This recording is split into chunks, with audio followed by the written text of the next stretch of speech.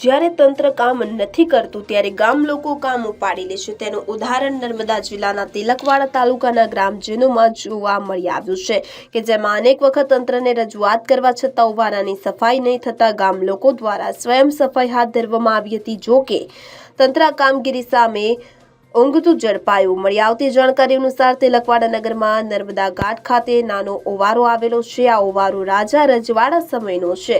હાલ આ ઓવારો ખૂબ જ જર્જરિત હાલતમાં જોવા મળી રહ્યો છે। ત્યારે આગામી સમયમાં નર્મદા પરિક્રમા શરૂ થવાની છે તો આ પરિક્રમા દરમિયાન લાખોની સંખ્યામાં પરિક્રમાર્થીઓ અહીં આવતા હોય છે। ત્યારે પરિક્રમાવાસીઓને કોઈ તકલીફ ન પડે અને તેઓ આસાનીથી તિલકવાડા નગરના દરેક તીર્થ સ્થાનોના દર્શન કરી શકે તે ઉદ્દેશ્ય સાથે તિલકવાડા નગરના આગેવાનો સ્વયં ઝાડુ અને પાવડા લઈ નાના ઓવારાની સફાઈ કરવા માટે આવી પહોંચ્યા અને આ ઓવારનું વિશેષ ધ્યાન રાખવા માટે વહીવટી તંત્રને અપીલ કરી હતી। ઉલ્લેખનીય છે કે આગામી સમયમાં નર્મદા પરિક્રમા શરૂ થવાની છે ત્યારે લાખો શ્રદ્ધાળુઓ માટે વિવિધ સુવિધા ઉપલબ્ધ કરવા વહીવટી તંત્ર દ્વારા અનેક પ્રયાસ કરવામાં આવી રહ્યા છે। ત્યારે પરિક્રમા દરમિયાન અનેક શ્રદ્ધાળુઓ નાવડીમાં બેસીને તિલકવાડા નાના ઓવારા થઈને તિલકવાડામાં આવેલ વિવિધ તીર્થ સ્થાનોના દર્શન કરીને આગળ જતા હોય છે।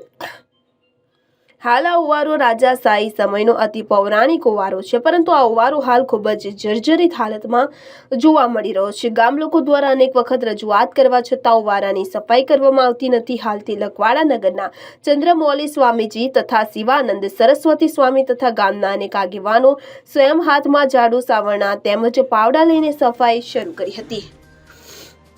વહીવટી તંત્ર આ ઓવારાને વિશેષ ધ્યાન આપે અને અહીંયા જરૂરી સાફ સફાઈ કરવામાં આવે તેવી સ્વામીજી એ અપીલ કરી હતી। તો પરિક્રમા માટે આવતા તમામ શ્રદ્ધાળુઓ તિલકવાડા નગરમાં આવેલા તીર્થ સ્થાનોના દર્શનનો લાભ ઉઠાવે તે માટે ચંદ્રમૌલી સ્વામી तथा शिवानंद स्वामी अपील કરી હતી।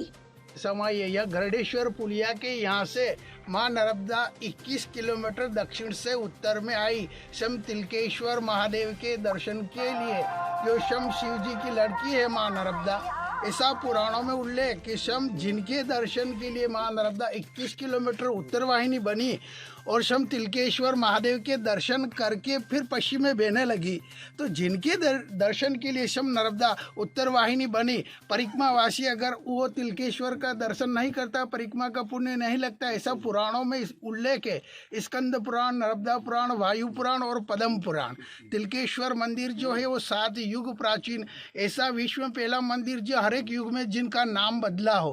पहला इनका नाम प्रिव्रतेश्वर महादेव, चैत्रेश्वर महादेव, अजयेश्वर महादेव, सद्धूमेश्वर महादेव, शांतिकेश्वर महादेव, सत्यकेश्वर महादेव। 7वां युग में तिलकेश्वर विख्यात हुआ। इस तिल चढ़ाने का मातम है और तिलकेश्वर महादेव से गांव का नाम जो तिलकवाड़ा पड़ा हुआ है।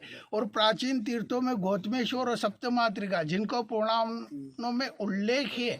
गौतम ऋषि के दर्शन के लिए सब मनुपुत्र तिलक आए थे। गौतम ऋषि के द्वारा सत्यकेश्वर महादेव बताया गौतम ऋषि, वो समय तिलकेश्वर का नाम सत्यकेश्वर था। जंगल एकांतवास देखते हुए तिलक ने पूजा अर्चना चालू की। शिव ने प्रेरणा दी, तू मेरे तिल चढ़ाओ। तिलक ने तिल चढ़ाए। तिल चढ़ाने से भगवान प्रसन्न हुए, उनको वरदान दिया। दूध दही जल द्वारा शिव जी के अभिषेक होता है, मनिया तिलों द्वारा शिव जी के अभिषेक होता है। ऐसा विख्यात तीर्थ है। और सभी भक्त लोग जो है तिलकेश्वर महादेव में जितने भी प्राचीन तीर्थ है उनके दर्शन करके उत्तर वाहिनी परिक्रमा में आगे बढ़े, ऐसा शास्त्रोक्त कथन है। नर्मदे मात की जय। आगामी 8 एप्रिलથી અમાવાસ્યાથી ચૈત્ર મહિનામાં થતી ઉત્તરવાહિની પરિક્રમા શરૂ થઈ રહી છે। તેના માટેની તૈયારીઓનું માહોલ જોવા માટે અહીં અમે તિલકવાડાના જે જૂનો ઘાટ છે રામજી મંદિર પાસેનો ત્યાં આવેલા છીએ। પરંતુ ઘાટની પરિસ્થિતિ એવી છે કે કોઈપણ વ્યક્તિને ઉપર જવામાં અત્યંત તકલીફ પડે।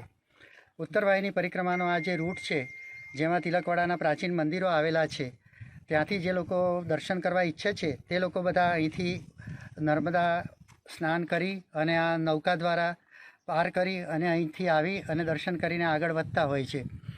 તો હવે વધારે સમય બાકી નથી રહ્યો, તો જે બાકી રહેલો સમય છે એની અંદર તંત્ર દ્વારા આ ઘાટની સાફ સફાઈ થાય અને માર્ગ વ્યવસ્થિત બને એટલું જ નહીં, અમે ગામ લોકો પણ અહીં જાતે પણ સ્વયં સેવાની રીતે કેટલું બધું સાફ સફાઈનું કામ શરૂ કર્યું છે।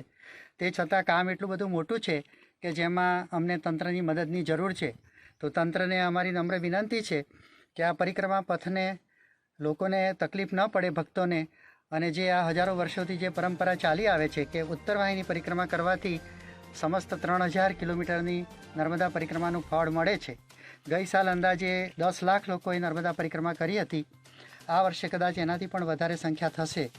હવે સમય બહુ ઓછો રહ્યો છે, તો નૌકાઓની વ્યવસ્થા કરવાની માટે શું છે તે પણ હજુ નિર્ણયાત્મક રીતે કંઈ થયું નથી, અને કંઈ પુલ બાંધવાવાળું કંઈક હતું તે પણ કંઈ થયું નથી. તો હવે આજે 13 તારીખ છે માર્ચની, એટલે બહુ ઓછા દિવસો રહ્યા છે.